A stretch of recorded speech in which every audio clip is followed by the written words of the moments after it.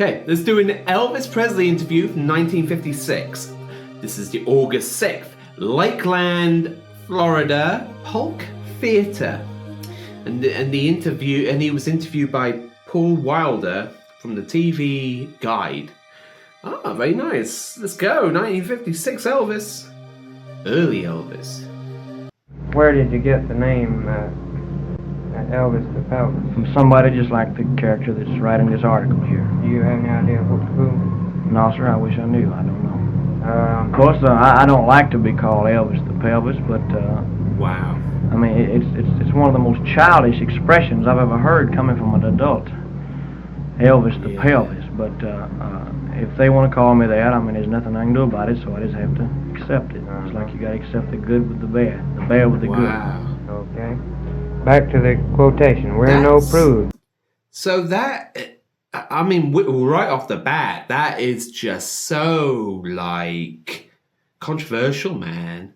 Because I have heard this expression before. It's like, I have definitely heard this. Elvis the Pelvis has came up, you know, and I've recently learned where that came from. It's like, because of his wiggling of the hips in one of the shows he done, early shows, right? And that was one of the really controversial things from back then. It's like, you can't do that. It's like he was the first ever guy to, like, be a little bit sexual, you know, kind of thrusting himself around every place, and the people of the time didn't like it. So it was, and that's how he got all of the girls around him. All the girls loved it. It's like, oh yeah, thrust yourself at me, Elvis, you know. And they love that sort of stuff.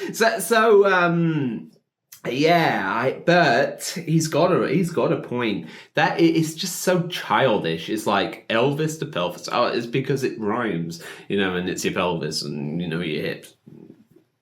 I don't know. It's just childish. Where did you get the name Elvis the Pelvis? From somebody just like the character that's writing this article here. Do you have any idea who? No, sir, I wish I knew. I don't know. Of course, I don't like to be called Elvis the Pelvis. But, I don't blame him. I mean, it's one of the most childish expressions I've ever heard coming from an adult.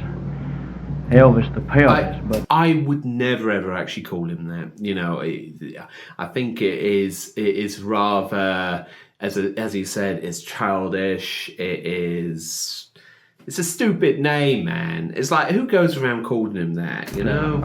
If they want to call me that, I mean, there's nothing I can do about it, so I just have to accept it. It's like you got to accept the good with the bad with the good. Bad. I love it. I love this guy's accent. I love his accent. It's like, you listen to it, it's like he's got that southern accent. And we're no prude, but we might suggest a gift in these our 14,000 mama girls who, as if it were a fetish, are vocally and mentally genuflecting to Elvis Presley. A solid slap across the mouth. He means, Raul means a slap across the mouth to these girls. Have you any comment to that? Wow. Yeah, but I don't think I should say it, you know. Okay. It's in over there. No, but I don't think I should. Yeah, but I don't think I should say it. TV guy. TV guy. I don't think I should say it, you know. Okay. Because I'm a singer, not a fighter. No. Wow. I also ask. Best response. I asked, where did you pick up your style? Well, sir, I don't know. I really don't know. I just started out doing what I'm doing now. Yeah. Have you ever seen anybody else do it? No, sir, never have. Have you got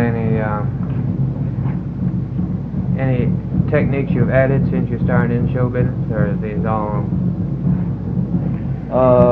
No, sir, I've been doing the same thing. You know, I've only been in the business, about a year and a half.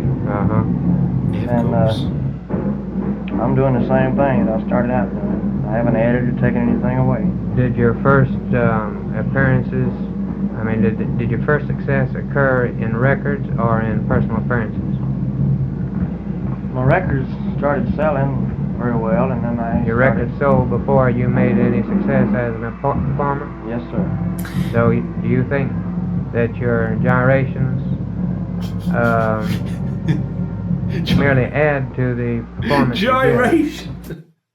Do you think your gyrations add to... Or do you? Oh, what a blooming awkward... what a blooming awkward thing to ask Elvis, you know? Out of all the things you could be asking him, heck! Performance you give, or do you? Do you think that the movements you make have made you famous, or your style of singing? Oh, that's an interesting question. You have any idea? I can't answer that. Okay. Interesting question, but I mean, it's awkward. It is it's almost a little bit rude, actually, to be honest. It's like the guy's trying to say, like, do you think it's your music or is it just your body that has made you famous? Basically, is what he's saying, right? And what do you say to that? I mean, it's rude, man. There was I read a clipping somewhere where you were attributed as saying that the Holy Roller, I have never used that expression. But that's another deal. See, I belong to an Assembly of God church, which is a holiness church. I was raised up in a little Assembly of God church. And some character called them Holy Rollers. Oh, I see. Never heard that expression before. Well, and that's where that got started. I always attended a church where people sang, stood up and sang in the choir and worship God, you know. And I have never used the expression Holy Rollers. Holy Rollers. You still attend church? Every opportunity I get. I don't have as much opportunity as I used to because I'm on the road most of the time. In the Holiness Church, do they have peppy music? Peppy music? They sing hymns and spirituals. They sing spiritual songs. Do they sing them at a fast tempo? Yes, sir, they do sometimes. How long have you been going to that church? Ever since I was old enough to walk. This is really awkward. Is it just me, or is this interviewer really probing him with questions that he's obviously not comfortable answering? Is it just me, or is that like... Six, huh? Yes, sir. And peppy music, who uses that expression? You know, and basically he's trying to say, is it like a traditional church, or is it like up and clappy? You know, yeah, it's like, is that what he's trying to say? But he's just going about it weird, like. You transfer some of that rhythm into your... That's not it. That's not it at all. There was some article came out where I got the jumping around from my religion. My religion has nothing to do with what I do now. This is what I'm trying to say. It's like, it's insulting. This guy's insulting him. And why does he feel... I feel like this guy's insulting him. Like, that's what's coming across. This is one of the most awkward things I've ever heard. Like, blooming hell. Because the type of stuff I do now is not religious music. No. My religious background has nothing to do with the way I sing. Do you recall the first time you sang in public? You would have to be stupid to think that it's that.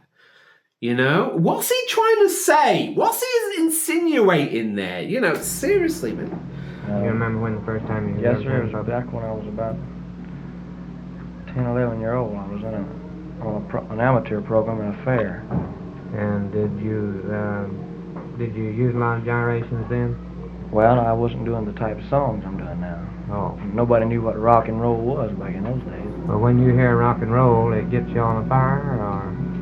Oh, not when I just hear it on the radio. When I'm doing it on the stage, you have to put on a show for people. Yeah. In other words, people can buy your records and hear you sing, and they don't have to come out to hear you sing. You have to put on a show in order to draw a crowd. Yeah.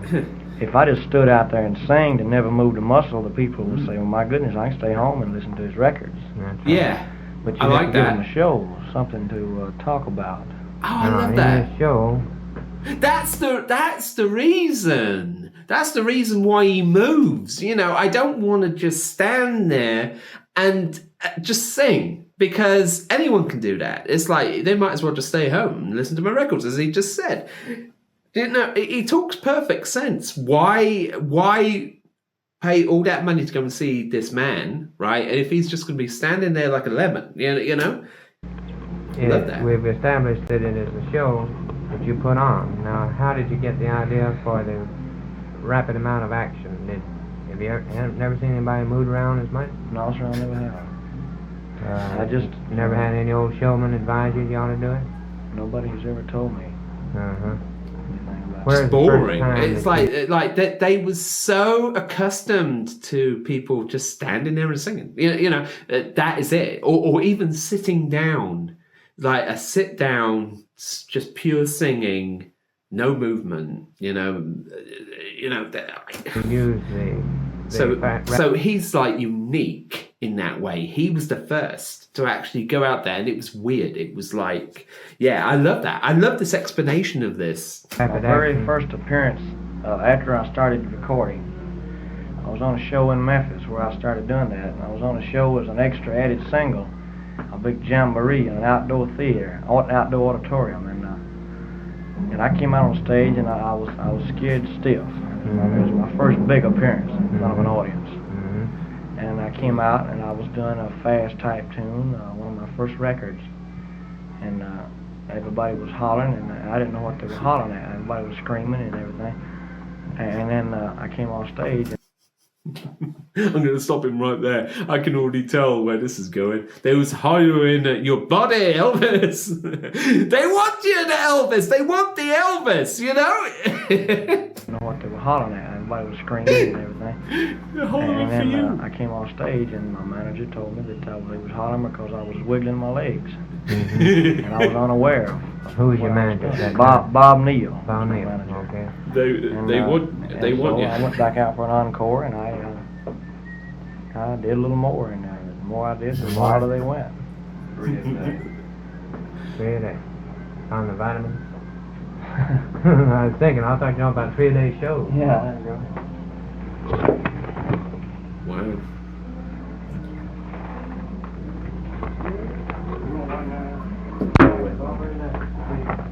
Okay, now we're down to the question. In other words, you picked up your style when they appreciate just a little wiggle. You figured they'd appreciate more with a little more wiggle, and they did. So now you really give them the works, right? That's right. Okay. So they appreciated a little wiggle.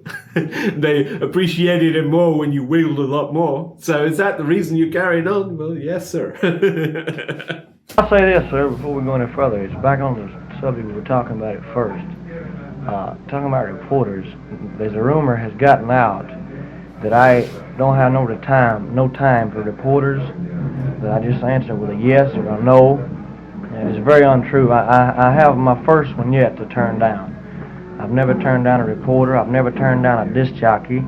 I know that I can't visit radio stations like I'd like to, but I don't have time. And I have never turned down a reporter. I have never been sassy to one. In fact, I've never been sassy to anyone. And I've always stayed and talked to them as long as they wanted to talk. You set them straight. I admire them. Well, because they keep us in business. I mean, the newspaper columns, the reporters, the disc jockeys, we all work hand in hand. That's your advertisement. Or do you have any idea one way or the other whether the criticism has helped or hurt your career? I don't know, sir. So would you agree with...